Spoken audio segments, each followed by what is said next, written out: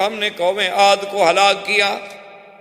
جب ہم نے قوم عاد کو ہلاک کیا تو ہم نے ہوا بھیجی، اور ہوا بھی 7 رات اور 8 دن متواتر چلتی رہی، اور ایسے اٹھا اٹھا کے پٹخ دیا کہ دیکھنے والا دیکھے تو معلوم ہو جیسے کھجوروں کے پورے جسد پڑے ہوئے ہیں. فرمایا کہ دیکھو ان میں کوئی بچا، کوئی میرے عذاب سے بھاگ سکا. تو اللہ چاہے تو ہوا بھیج کے مدد کر دے. اللہ اکبر. اللہ تبارک و تعالی رحمت فرمائے. 12 لوگ بھی عجیب ہوتے ہیں. اسی واقعے سے آج کل ہمارے لوگ ہیں نا، بعض جو آپ کو پتہ ہے، بعض لوگ کہتے ہیں کہ منگل بدھ میں سفر نہ کریں، یہ ہو جائے گا وہ ہو جائے گا. انہوں نے انہی چیزوں سے نکالا ہے. انہوں نے کہا کہ قوم عاد پہ جب عذاب آیا، قرآن کہتے ہیں ایام نحسات، یہ نحوست والے دن تھے. تو کہتے ہیں کہ بدھ کے دن سے عذاب شروع ہوا اور بدھ کو ختم ہوا، اسی لیے بدھ کے دن جو ہے سفر نہ کیا. عجیب قوم. اچھا اگر ایک دن دشمن کے لیے منحوس ہو تو تمہارے لیے مبارک ہوگا یا تمہارے لیے بھی منحوس ہوگا؟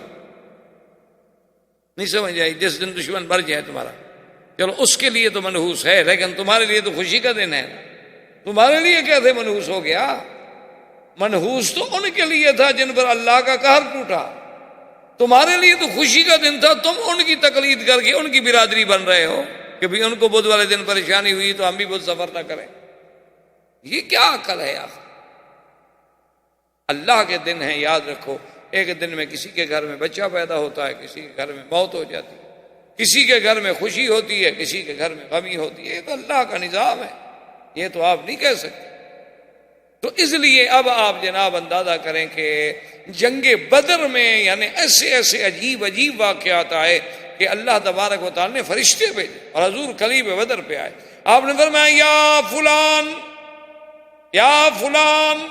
هل وجدتم ما وعد ربکم حقا. کیا مکے والوں، اللہ کا وعدہ سچا ہو گیا کہ نہیں؟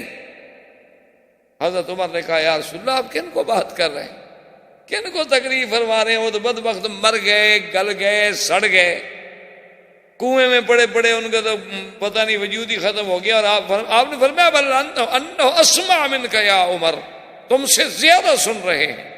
کیا کہہ رہے ہو؟ میں ایسے خطاب کر رہا ہوں، میرا اللہ ان کو میری بات سنا رہے ہیں.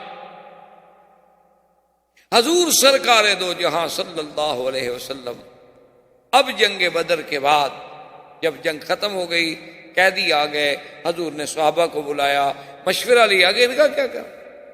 حضرت عمر نے کہا یا رسول اللہ اگر میری بات مانتے ہو نا تو جیسے یہ بیٹھے ہیں نا سردار، ان کے کوئی میرا رشتہ دار ہے، کوئی حضرت علی کا رشتہ دار ہے، کوئی حضرت جعفر کا رشتہ دار ہے، کوئی حضرت ابو بکر کا رشتہ دار ہے، کوئی حضرت فلاں کا رشتہ ہے، تو آپس میں سارے قبیلے کے لوگ نا. تو ہر رشتہ دار کو آپ حکم دیں کہ اس کی گردن اڑا دیں. حضور یہ مٹ جائیں تو اچھا ہے، کفر بچے گا نا تو پھر کوئی نہ کوئی یہ تو کمپلین نکالے گا نا، پھر کوئی نہ کوئی تو شاخیں نکالے گا نا. اس کو کہا اللہ نے موقع دیا ہے تو آج ہی کاٹ لو. حضور نے فرمایا عمر تم تو بڑے سخت ہو، پہلے ان کا 70 مر گیا، 70 قیدی ہو کے بیٹھے ہیں، تو ان کو بھی ختم کرنے کے در پہ ہو. آپ نے فرمایا ابو بکر تمہاری کیا رائے ہے؟ اس نے کہا حضور بات یہ ہے کہ اگر آپ مہربانی کر دیں، چلو یہ کچھ فدیہ بھی دے دیں، مسلمانوں کی مدد بھی ہو جائے اور ان کو رہا کر دیں تو ٹھیک ہے. آپ نے فرمایا اچھا ابو بکر تمہاری رائے مجھے قبول ہے. تو ان کو حکم دیا کہ ان کو فدیہ دو اور چھڑاؤ مت.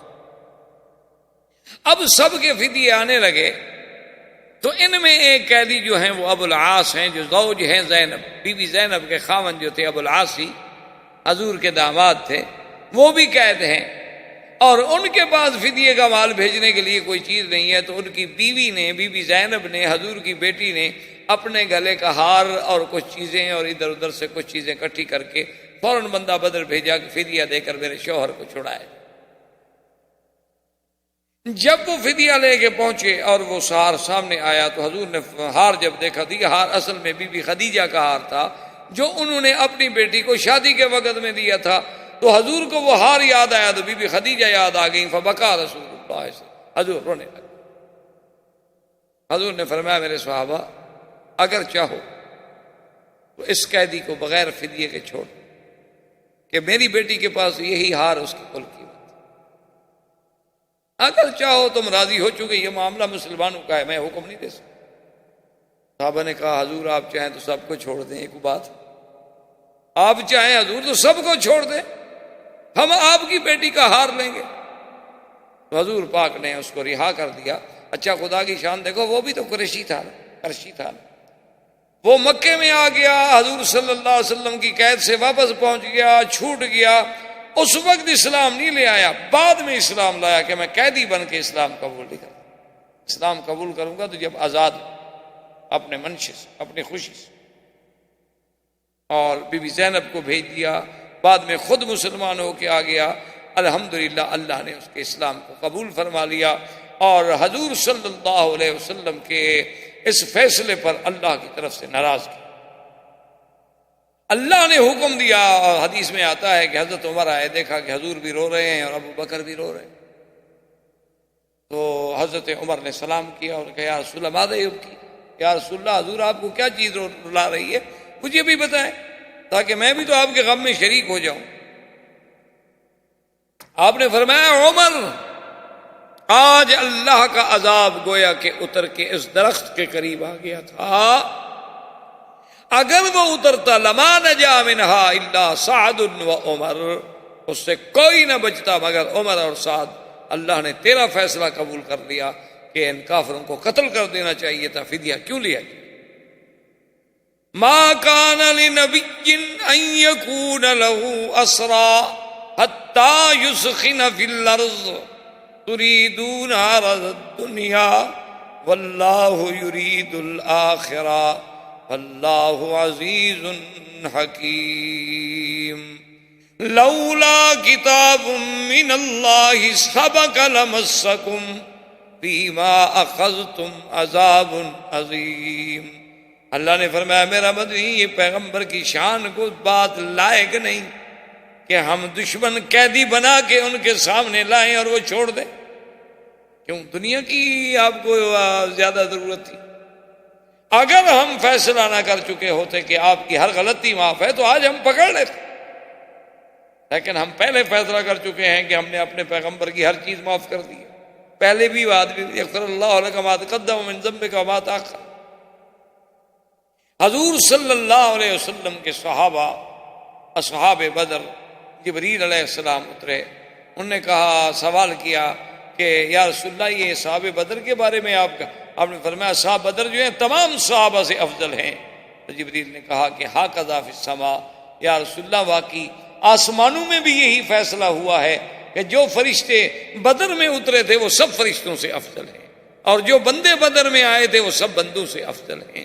اور خدا کی شان دیکھیں, یہ مقام بدر والوں کو ملا کہ اللہ نے فرمایا, حضور نے فرمایا کہ اللہ نے دیکھا میرے بدر والوں کو اور فرمایا اعملوا ما شئتم فانی قد غفرت لکم, کہ اصحاب بدر آج کے بعد جو چاہے تم کرو, میں نے تمہارے گناہ معاف کر دیے. اتنی بڑی بشارت.